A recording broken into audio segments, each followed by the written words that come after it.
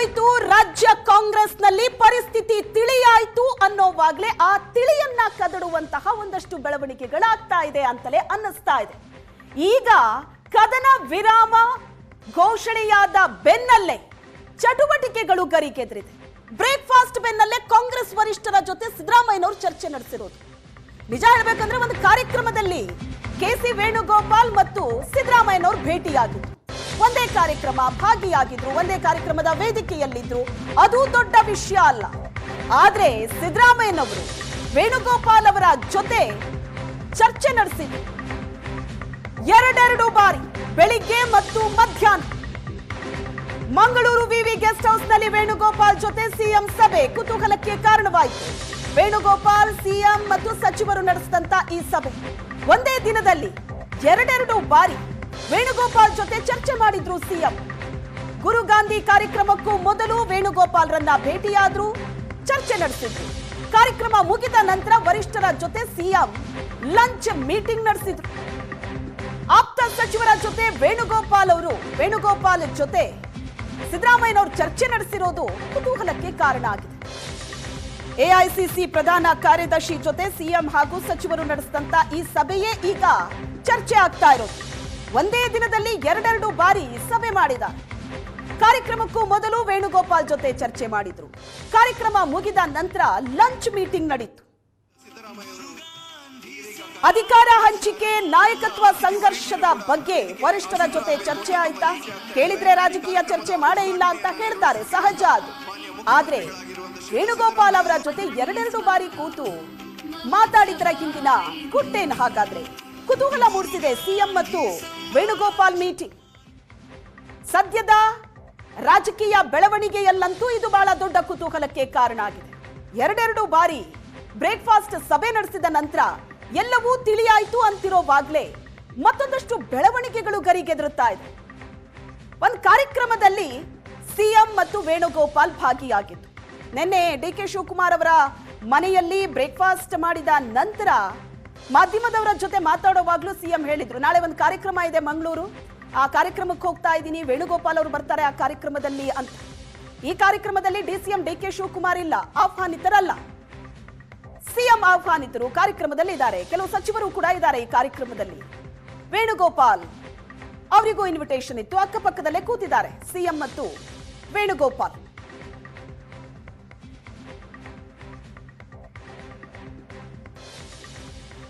ಎರಡೆರಡು ಬಾರಿ ಬ್ರೇಕ್ಫಾಸ್ಟ್ ಸಭೆ ಆಗಿದೆ. ಬ್ರೇಕ್ಫಾಸ್ಟ್ ಸಭೆಯ ಉದ್ದೇಶ ಏನಾಗಿತ್ತು? ಎಲ್ಲವೂ ಸರಿ ಇದೆ ನನ್ನ ಮತ್ತು ಡಿಕೆ ಶಿವಕುಮಾರ್ ಅವರ ಮಧ್ಯೆ ಅಂತ ಅದೊಂದು ಮೆಸೇಜ್ ಕೊಡೋ ಪ್ರಯತ್ನವಾಗಿ ಎರಡೆರಡು ಬಾರಿ ಬ್ರೇಕ್ಫಾಸ್ಟ್ ಸಭೆ ನಡೀತು. ಒಂದ್ಸಲ ಸಿಎಂ ಮನೆಯಲ್ಲಿ ಬ್ರೇಕ್ಫಾಸ್ಟ್ಗೆ ಡಿಕೆ ಶಿವಕುಮಾರ್ ಬಂದ್ರು. ಅದಾದ್ಮೇಲೆ ಡಿಕೆ ಶಿವಕುಮಾರ್ ಮನೆಗೆ ಸಿದ್ದರಾಮಯ್ಯನವರು ಬಂದ್ರು ಬ್ರೇಕ್ಫಾಸ್ಟ್ಗೆ.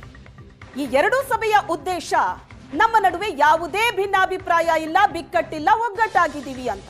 ಆದ್ರೆ ಒಂದಷ್ಟು ಬೆಳವಣಿಗೆ, ಕೆಲವರ ಹೇಳಿಕೆ, ಪರಿಸ್ಥಿತಿ ಇನ್ನೂ ತಿಳಿಯಾಗಿಲ್ಲ ಅನ್ನೋದರ ಸಂದೇಶ ಸಾರ್ತಾ ಇದೆ. ಇವತ್ತು ವೇಣುಗೋಪಾಲ್ ಜೊತೆ ಸಿಎಂ ನಡೆಸಿದಂತ ಸಭೆ ಕೂಡ ಅದೇ ತರ ಅನ್ನಿಸ್ತಾ ಇದೆ. ಮಂಗಳೂರು ಏರ್ಪೋರ್ಟ್ ನಲ್ಲಿ ಸಿದ್ದರಾಮಯ್ಯ ಮತ್ತು ಡಿಕೆ ಬೆಂಬಲಿಗರು ಹಂಗಾಮ ಮಾಡಿದ್ರು. ಡಿಕೆ ಶಿವಕುಮಾರ್ ಬೆಂಬಲಿಗರು ಜೈ ಡಿಕೆ ಅಂತ ಘೋಷಣೆ ಕೂಗಿದ್ರು. ಈ ಕಡೆ ಸಿದ್ದರಾಮಯ್ಯ ಬೆಂಬಲಿಗರು ಪೂರ್ಣಾವಧಿ ಸಿಎಂ ಸಿದ್ದರಾಮಯ್ಯ ಅಂತ ಘೋಷಣೆ ಕೂಗಿದ್ರು. ಏರ್ಪೋರ್ಟ್ ನಲ್ಲಾಗಿತ್ತು. ವೇಣುಗೋಪಾಲ್ ಅವರು ಬರ್ತಾ ಇದ್ದಂತೆ ಡಿಕೆ ಡಿಕೆ ಅಂತ ಡಿಕೆ ಬೆಂಬಲಿಗರು ಘೋಷಣೆ ಕೂಗಿದ್ರೆ, ಈ ಕಡೆ ಸಿದ್ದರಾಮಯ್ಯನವರ ಬೆಂಬಲಿಗರು ಕೂಡ ಘೋಷಣೆ ಕೂಗಿದ್ದಾರೆ.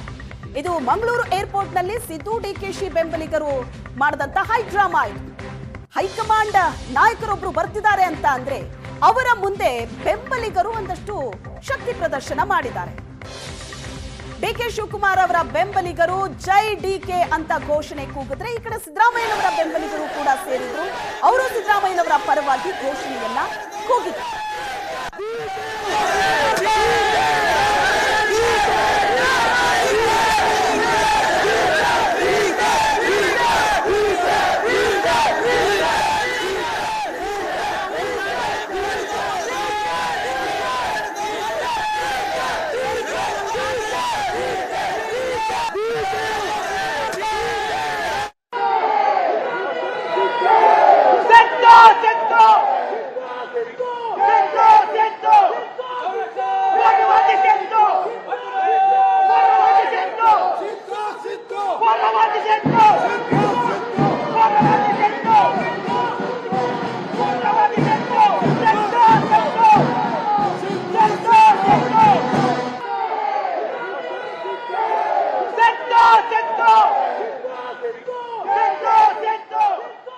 ದೃಶ್ಯಗಳನ್ನ ನೋಡ್ತಾ ಇದ್ದೀರಿ ಸ್ಕ್ರೀನ್ ಮೇಲೆ. ವೇಣುಗೋಪಾಲ್ ಅವರು ಎಂಟ್ರಿ ಕೊಡ್ತಾ ಇದ್ದಂತೆ ಡಿಕೆ ಶಿವಕುಮಾರ್ ಅವರ ಪರ ಘೋಷಣೆ ಕೂಗಿದ್ರು ಅವರ ಬೆಂಬಲಿಗರು, ಈ ಕಡೆ ಸಿದ್ದರಾಮಯ್ಯನವರ ಪರ ಅವರ ಬೆಂಬಲಿಗರು ಘೋಷಣೆ ಕೂಗಿದ್ರು.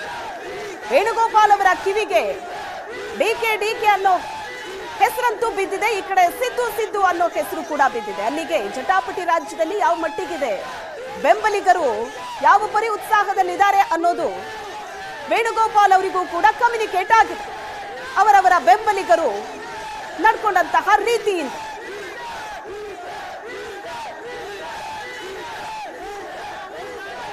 ಬ್ರೇಕ್ಫಾಸ್ಟ್ ಸಭೆ ಮೇಲೆ ಸಭೆ ಮಾಡಿ ಎಲ್ಲವೂ ಸರಿ ಇದೆ ಅಂತ ಮೆಸೇಜ್ ಕೊಟ್ಟ ಮಾರನೇ ದಿನವೇ ನಡೆದಂತ ಬೆಳವಣಿಗೆ. ಒಂದೇ ಪಕ್ಷ, ಇಬ್ಬರು ಒಂದೇ ಪಕ್ಷದ ಪ್ರಭಾವಿ ಘಟಾನುಘಟಿ ನಾಯಕರು. ಆದ್ರೆ ಎರಡೆರಡು ಘೋಷಣೆಗಳು ಯಾವ ರೀತಿ ಮೊಳಗ್ತಾ ಇದೆ. ಸದ್ಯಕ್ಕೆ ರಾಜ್ಯ ಕಾಂಗ್ರೆಸ್ಸಿನ ಒಳಗಡೆ ಇರುವಂತ ಪರಿಸ್ಥಿತಿ ಇದು.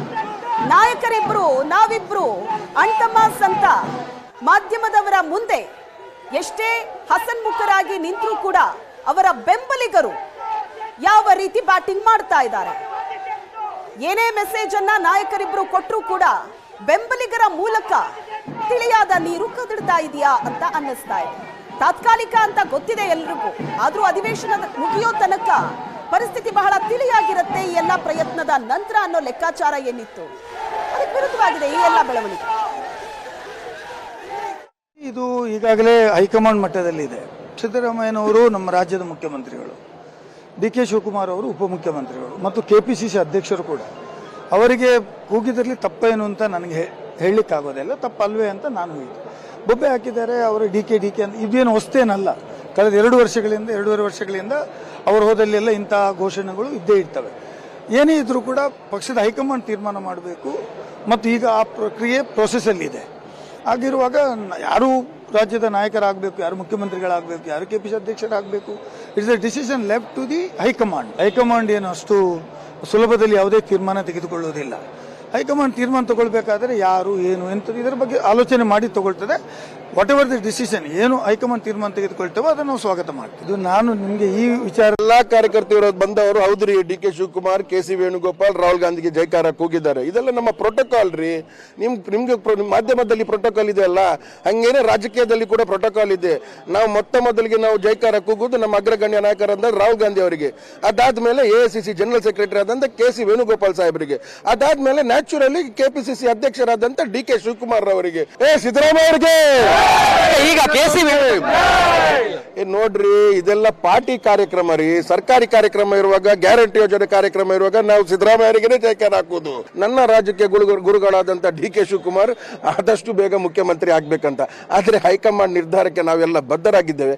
ಇದೆಲ್ಲ ತಾವೆಲ್ಲ ಸೃಷ್ಟಿ ಮಾಡೋದು ಈ ಸಿದ್ದರಾಮಯ್ಯ ಬಣ, ಡಿಕೆ ಶಿವಕುಮಾರ್ ಬಣ. ನಮ್ಮಲ್ಲಿ ಯಾವುದೇ ರೀತಿಯ ಬಣ ರಾಜಕೀಯ ಇಲ್ಲ. ನೋಡ್ರಿ, ಸಿದ್ದರಾಮಯ್ಯ ಅಂತ ನಾಯಕರು ಇನ್ನು ಮುಂದೆ ಯಾರು ಸೃಷ್ಟಿ ಮಾಡಲಿಕ್ಕೆ ಸಾಧ್ಯನೇ ಇಲ್ಲ.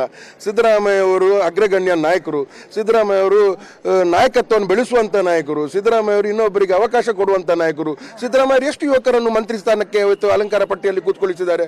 ನೀವು ಒಂದು ಮಾತು ನಾನು ಹೇಳ್ತೀನಿ ಕೇಳಿ, ಇದನ್ನು ನೀವು ಸ್ವರ್ಣಾಕ್ಷರಗಳಲ್ಲಿ ಬರೆಯಿರಿ. ಈ ರಾಜ್ಯದಲ್ಲಿ ಏನಾದರೂ ಡಿಕೆ ಶಿವಕುಮಾರ್ ಅನ್ನು ಮುಖ್ಯಮಂತ್ರಿ ಮಾಡುವುದಾದ್ರೆ ಅದು ಸಿದ್ದರಾಮಯ್ಯ ಸಾಹೇಬ್ರೆ ಡಿಕೆ ಶಿವಕುಮಾರ್ ಅನ್ನು ಮುಖ್ಯಮಂತ್ರಿ ಮಾಡಿ. ಹೈಕಮಾಂಡ್ ಇವತ್ತೇ ಆಗ್ಬೇಕಂತ ಹೇಳಿದ್ರೆ ಖಂಡಿತ ಸಿದ್ದರಾಮಯ್ಯರಿಂದಲೇ ಅದು ಸಾಧ್ಯ, ಬೇರೆ ಯಾರು ಹೇಳಿದ್ರು ಕೂಡ ಆಗಲ್ಲ. ಈ ರಾಜ್ಯದಲ್ಲಿ ಸಿದ್ದರಾಮಯ್ಯ ಸಾಹೇಬ್ರೆ ಡಿಕೆ ಶಿವಕುಮಾರ್ ಸಾಹೇಬ್ರನ್ನು ನಮ್ಗೆ ಅಪಾರವಾದಂತ ನಂಬಿಕೆ ಉಂಟು.